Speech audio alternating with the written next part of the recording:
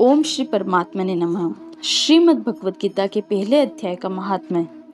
श्री पार्वती जी ने कहा, भगवान, आप सब तत्वों के ज्ञाता हैं।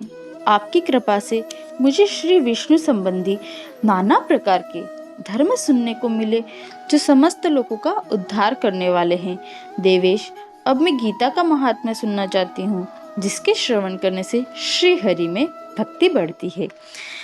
श्री महादेव जी बोले, जिनका श्री विग्रह अलसी के फूल की भांति श्याम वर्ण का है, पक्षीराज गरुड़ ही जिनके वाहन हैं, जो अपनी महिमा से कभी च्युत नहीं होते तथा शेषनाग की शैया पर शयन करते हैं, उन भगवान महाविष्णु की हम उपासना करते हैं।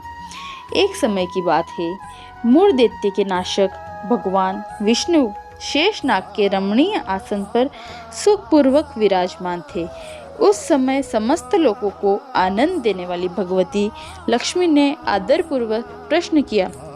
श्री लक्ष्मी जी ने पूछा, भगवान, आप समस्त जगत का पालन करते हुए भी अपने ऐश्वर्य के प्रति उदासीन से होकर इस क्षीर सागर में नींद ले रहे हैं, इसका क्या कारण है? श्री भगवान बोले, सुमुखी, मैं नींद नहीं लेता हूँ, अपितु तत्व का अनुसरण करने वाले अंतर्दृष्टि के द्वारा अपने ही माहेश्वर तेज का साक्षात्कार कर रहा हूँ।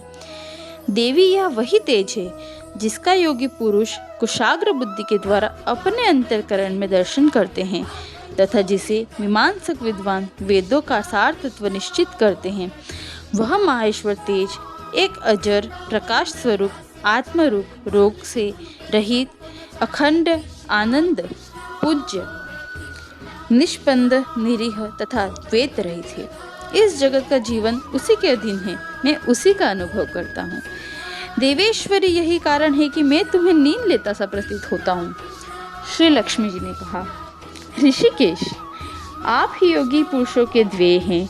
आपके अतिरिक्त कोई भी ध्यान करने योग्य तत्व है? यह जानकर मुझे बड़ा कौतूहल हो रहा है। इस चराचर जगत की सृष्टि और संहार करने वाले भी आप ही हैं। आप सर्व समर्थ हैं। इस प्रकार की स्थिति में होकर भी यदि आप परम तत्व से भिन्न हैं, तो मुझे उसका बोध कराइए। श्री भगवान बोले, प्रिय, आत्मा का स्वरूप द्वैत और अद्वैत से पृथक, भाव और अभाव से मुक्त तथा आदि और अंत से रहित है। शुद्ध ज्ञान के प्रकाश से उपलब्ध होने वाला तथा परमानंद स्वरूप होने के कारण एकमात्र सुंदर है। वही मेरा ईश्वरीय रूप है। आत्मा एकत्व ही सबके द्वारा जानने योग्य है। गीता शास्त्र में इसी प्रकार प्रतिपादन हुआ है। अमित तेजस्वी भगवान विष्णु के ये वचन सुनकर लक्ष्मी देवी ने शंका उत्पन्न करते हुए कहा, भगवान, यदि आपका स्वरूप स्वयं परमानंदमय और मन की वाणी की पहुंच के बाहर है, तो गीता उसका कैसे बोध कराती है? मेरे इस संदेह का तो आप निवारण कीजिए ही। श्री भगवान बोले, सुंदरी, सुनो, मैं गीता अपनी स्थिति का वर्णन करता हूँ। क्रमशः 5 अध्यायों को तुम मेरे 5 मुख, 10 अध्याय को मेरी 10 भुजा तथा 1 अध्याय को उदर, 2 अध्याय को चरण कमल जानो। इस प्रकार 18 अध्यायों की वांग्मय ईश्वरीय मूर्ति ही समझनी चाहिए। यह ज्ञान मात्र से ही महान पातकों का नाश करने वाली है। जो उत्तम बुद्धि वाला पुरुष गीता का प्रतिदिन 1 या आधे अध्याय का अध्ययन करता है अथवा 1 या आधे या चौथाई श्लोक का भी प्रतिदिन अभ्यास करता है, वह सुशर्मा समान मुक्त हो जाता है। श्री लक्ष्मी जी ने पूछा, देव, सुशर्मा कौन है? किस जाति का था और किस कारण से उसकी मुक्ति हुई? श्री भगवान बोले, प्रिय, सुशर्मा बड़ी खोटी बुद्धि का मनुष्य था। पापियों का तो वह शिरोमणि था। उसका जन्म वैदिक ज्ञान से शून्य और क्रूरतापूर्ण कर्म करने वाले ब्राह्मणों के कुल में हुआ था। वह न ध्यान करता, न जप, न होम करता, न अतिथियों का सत्कार। वह लंपट होने के कारण सदा विषयों के सेवन में ही आसक्त रहता था। हल जोतता था और पत्ते बेचकर जीविका चलाता था। उसे मदिरा पीने का व्यसन था तथा मांस भी खाया करता था। इस प्रकार उसने अपने जीवन का दीर्घ काल व्यतीत कर दिया। एक दिन मूढ़ बुद्धि सुशर्मा पत्ते लाने के लिए किसी ऋषि की वाटिका में घूम रहा था। इसी बीच काल रूपधारी काले सांप ने उसे डस लिया। सुशर्मा की मृत्यु हो गई। तदंतर वह अनेक नरकों में जा वहां की यातनाएं भोगकर मृत्युलोक में लौट आया और वहां बोझ ढोने वाला बेल हुआ।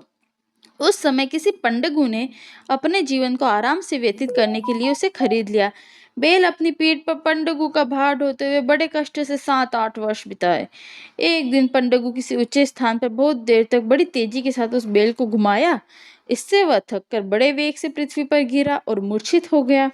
उस समय वहां कौतूहलवश आकृष्ट हो बहुत से लोग एकत्रित हो गए। उस जन समुदाय में से किसी पुण्यात्मा व्यक्ति ने उस बेल कल्याण करने के लिए अपने पुण्य दान किया। तत्पश्चात कुछ लोगों ने और भी पुण्य दान किया और उस लोगों को देखकर कुछ और लोगों ने अपने अपने पुण्य को याद करके उसे और दान करा। उस भीड़ में एक वेश्या भी खड़ी थी। उसे अपने पुण्य का पता तो नहीं था, पर उसने भी लोगों की देखा देखी की और उस बेल के लिए कुछ त्याग किया। तदंतर यमराज के दूत उसे मरे हुए प्राणी को पहले यमपुरी में ले गए। वहां विचार की कि यह वेश्या के दिए हुए पुण्य से पुण्यवान हो गया है और उसे छोड़ दिया। फिर वह भूलोक में आकर उत्तम कुल और शील वाले ब्राह्मणों के घर में उत्पन्न हुआ। उस समय भी उसे अपने पूर्व जन्म की बातों का स्मरण बना रहा। बहुत दिनों के बाद अपने अज्ञान को दूर करने वाले कल्याण तत्व का जिज्ञासु होकर वह उस वेश्या के पास गया और उसके दान की बात बतलाते हुए पूछा, तुमने कौन सा पुण्य दान किया था? वेश्या ने उत्तर दिया, वह पिंजरे में बैठा हुआ तोता प्रतिदिन कुछ पढ़ता है, उससे मेरा अंतकरण पवित्र हो गया, उसी का पुण्य मैंने तुम्हारे लिए दान कर दिया। इसके बाद उन दोनों ने तोते से पूछा। तब उस तोते ने अपने पूर्व जन्म का स्मरण करके प्राचीन इतिहास कहना आरंभ किया। शुक बोला, शुक मतलब कि तोता। शुक बोला, पूर्व जन्म में मैं विद्वान होकर भी विद्वता के अभिमान से मोहित था। मेरा राग द्वेष इतना बढ़ गया था कि मैं गुणवान विद्वानों के प्रति भी ईर्ष्या भाव रखने लगा था। फिर समय अनुसार मेरी मृत्यु हो गई और मैं अनेक गणित लोकों में भटकता फिरा। इसके बाद मैं इस लोक में आया। सद्गुरु के अत्यंत निंदा करने के कारण तोते के कुल में मेरा जन्म हुआ। पापी होने के कारण छोटी अवस्था में मेरा माता पिता से वियोग हो गया। एक दिन मैं ग्रीष्म ऋतु में तपे हुए मार्ग पे पड़ा था। वहां से कुछ श्रेष्ठ मुनि मुझे उठा लाए और महात्माओं के आश्रम के भीतर एक पिंजरे में उन्होंने मुझे डाल दिया। वहीं मुझे पढ़ाया गया। ऋषियों के बालक बड़े आदर के साथ गीता के प्रथम अध्याय की आवृत्ति करते थे। उन्हीं से सुनकर मैं भी बारंबार पाठ करने लगा। इसी बीच एक चोरी करने वाले बहेलिये ने मुझे वहां से चुरा लिया। तत्पश्चात इस देवी ने मुझे खरीद लिया। यही मेरा वृतांत है, जिसे मैं आप लोगों को बता दिया हूँ। पूर्व काल में मैं इस प्रथम अध्याय का अभ्यास किया करता था, जिससे मैंने अपने पापों को दूर किया। फिर उसी से इस वेश्या का भी अंतःकरण शुद्ध हो गया और उसी के पुण्य से द्विश्रेष्ठ सुशर्मा भी पाप मुक्त हो गए। इस प्रकार परस्पर वार्तालाप और गीता के प्रथम अध्याय के महात्म्य की प्रशंसा करके वे तीनों निरंतर अपने अपने घर पर गीता का अभ्यास करने लगे। फिर ज्ञान प्राप्त करके वे मुक्त हो गए। इसलिए जो गीता के प्रथम अध्याय को पढ़ता, सुनता और अभ्यास करता है, उसे इस भवसागर को पार करने में कोई कठिनाई नहीं होती है। जय श्री कृष्ण। वीडियो को अंत तक देखने के लिए आपका बहुत बहुत धन्यवाद। और अगर आपको ये वीडियो पसंद आई हो तो चैनल को लाइक, शेयर और सब्सक्राइब करना बिल्कुल भी ना भूलें। जय श्री कृष्ण।